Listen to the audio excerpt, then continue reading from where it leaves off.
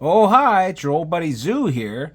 Now I've never had a 3D printer before, but I've always wanted one. From the first time I saw you could print tabletop minifigures, the whole concept has had its hooks in me. In the retro handhelds world, there are a ton of 3D printed items that have also fascinated me, from customized calendar widgets for our Game of the Month club, to SD card holders, to grips and cases for whatever handheld you're rocking, all the way to customized dockable display stands for your Corpo collection. So you can maybe kind of get an idea of why I jumped at the chance to review Elegoo's Neptune 4 Plus.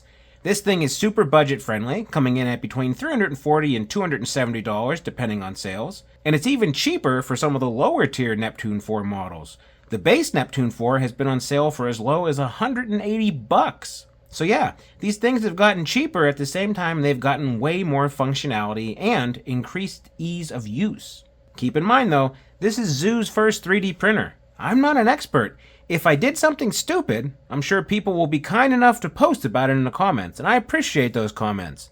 Not really. First off, they sent this giant box with some extra filament. Let's watch Zoo struggle to build. Although it wasn't that hard to build, and I was able to adjust and hand tighten everything relatively easily, I guess. But I am a dummy, so it did take a couple minutes. The first thing you're going to notice about this sucker is that it's big. It is a full foot deep by a foot wide, and it's over a foot tall. That means you're going to need to devote some desk or bench space to this sucker. But on the flip side, you can make some really big prints. It has a ton of features built into the control pad, but the most important one is the Wi-Fi. This comes with a Wi-Fi dongle, and once you're connected to your local network through the keypad, you can access the whole thing from a web browser or from Slicer software. You can even hook a webcam into the USB port and keep an eye on your print from your phone or PC, which is pretty cool. This also has internal storage, so you can upload print jobs and have them locally on the device without having to worry about using a flash drive. This comes in handy if you're using a USB drive for that webcam. The Neptune Plus has a 0.4mm high temp nozzle that can get to 300 degrees Celsius. That's hot. Supposedly, the size and temperature of this nozzle will let the Neptune 4 Plus print at pretty high speeds with good accuracy, but we shall see. The first thing I did was to check the firmware and see if it needed upgraded. Up-to-date firmware on a product that's been around for a year or so is important because Elegoo has made updates and enhancements based on feedback. So you want to make sure your printer is fine-tuned without having to reinvent the wheel. Speaking of tuning, I went online and found some profiles and tips, which really helped me out since this is my first printer. You could conceivably just take this out of the box and run it, but I wanted to make sure I didn't waste either filament or my time. The first thing I did here was level it manually, and then I let this system auto-level. Adjusting like this can be tedious, but it helps make sure your first layer is securely bonded to the plate, and that means everything starts, and hopefully continues, smoothly. You get a free version of Orca Slicer for Mac or Cura for Windows from the Elegoo website. I grabbed Cura, since I have a Windows machine, and I mostly use it to verify my designs before I printed them, and maybe tweak any scaling issues if necessary. You can get super into the weeds here, but the default settings are pretty good as long as you're not making something super complex. So now that you got a 3D printer, what can you make?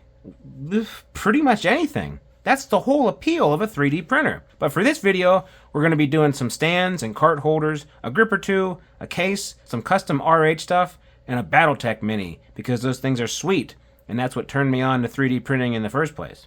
So of course I started off with the miniature based off of a mech from Battletech. This is the Summoner, and this particular build is from the MechWarrior 4 game. Remember that? It was a good game. I printed it first thing out of the box with minimal tuning, and it was okay, but I really didn't know what I was doing with supports, so I over-engineered it, and then I broke the arm off while trying to take it off the bed. Good job, Zoo. Outside of the broken arm, this is actually pretty good quality for a quick print job. It took like 20 minutes. I could dial the settings in more and probably make an entire army of these, like in the span of a couple hours. Up next was a WonderSwan stand. I just picked up a WonderSwan color from Japan. Check out my Dorzo video on that particular haul if you want. But it has kind of a unique butt with a circular battery cover. And suffice to say, it doesn't want to stand on its own. No big deal, because there's people out there who are insane and have WonderSwans and 3D modeling software, so of course there's multiple stands for it. This one printed out pretty smooth, actually. The instructions called to rotate it on its side, so the text was the last thing printed, and I guess it was good advice because it worked well. I tried a similar print next, but I didn't rotate it because I wanted to see what happened. I'm curious, like a cat. That's why all my friends call me Whiskers. So here's a smaller print, which was a stand for my 3DS, and this design had a whole bunch of different variations for different handhelds, and about 80% of the way through this print, I realized I sliced and started the new 3DS, which is fine, except I have a new 3DS XL.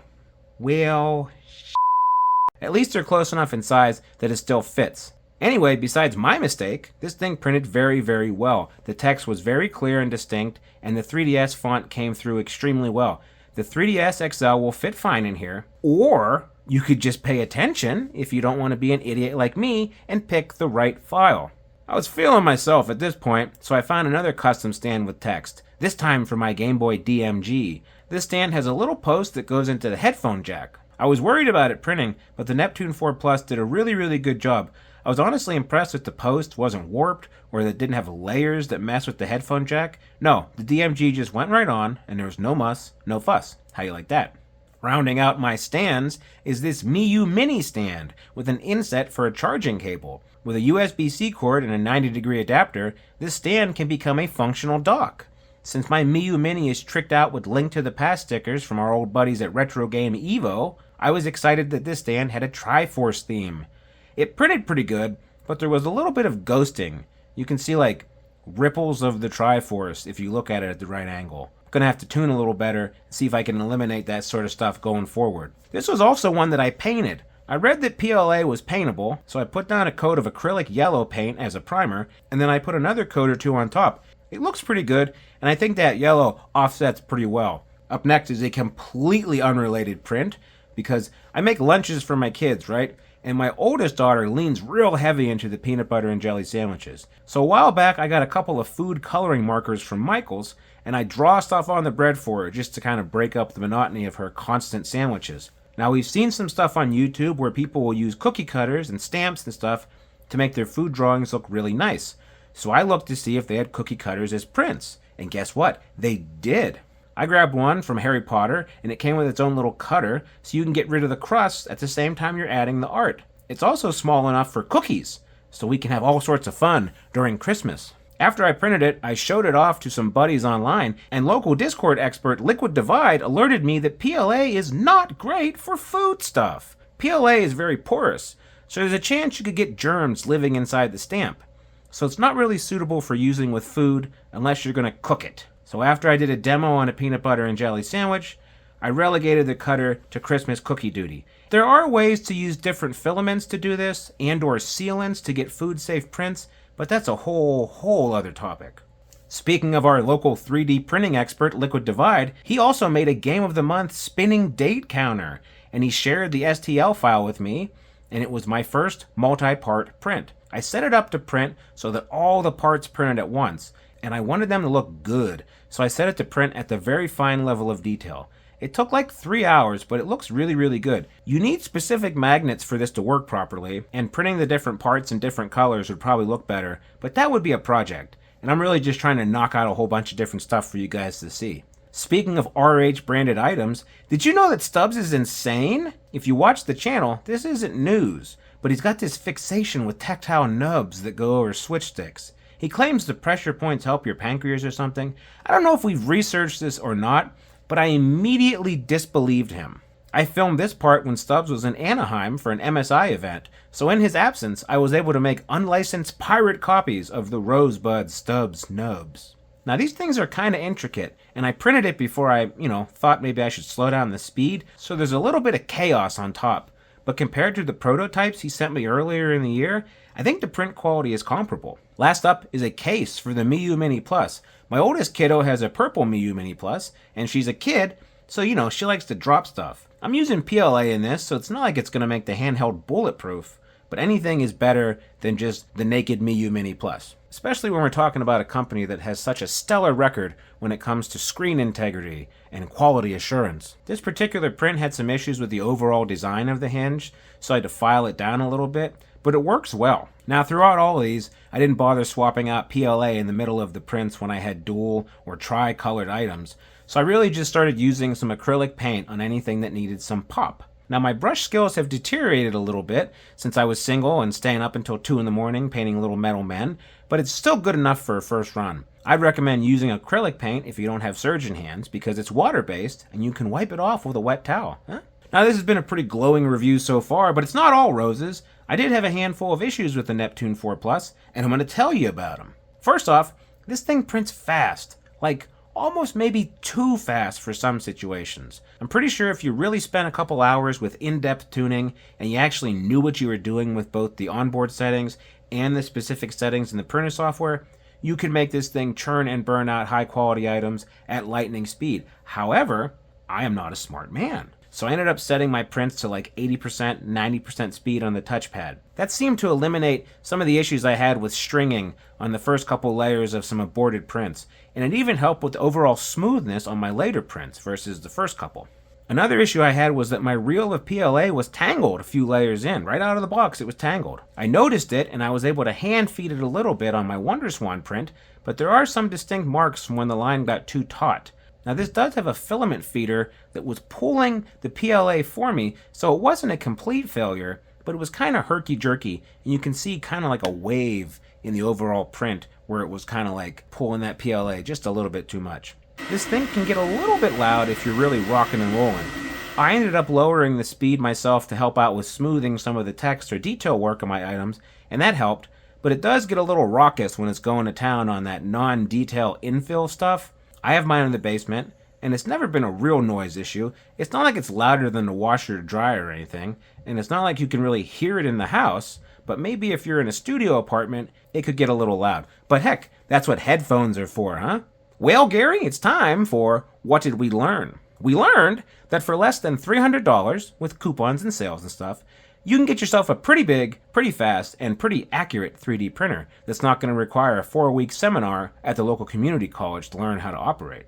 It uses PLA, which eliminates the need for toxic resins and extra curing stuff that you would need for some of the more complicated machines, so it's pretty safe for someone that has kids or pets. However, it still is kind of a big boy.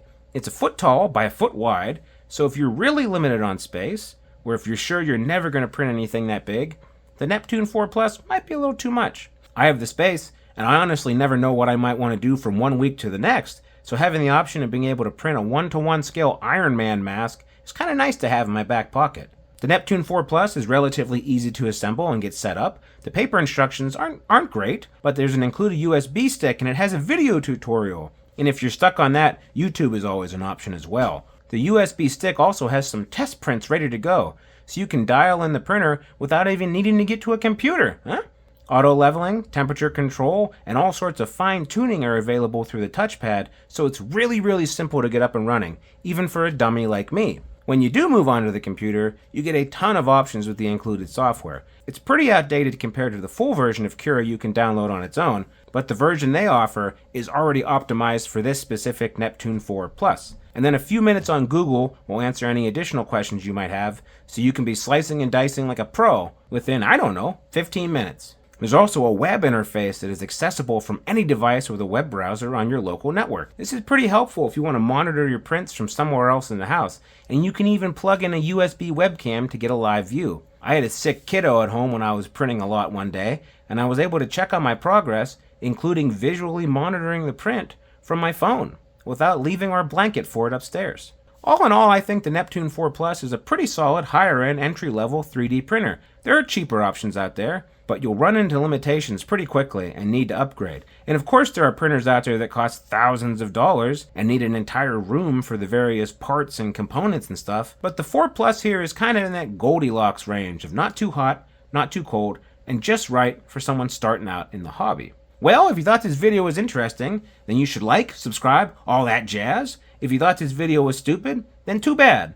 I can only do 4 or 5 handheld reviews back to back before I start to feel the creative itch. Stay tuned to the channel though, because we're sure to get back to handhelds next. We got all sorts of new stuff dropping throughout the beginning of 2025, and you never know what we're going to have next. Anyway, thanks for watching, and we'll see you next time. Goodbye!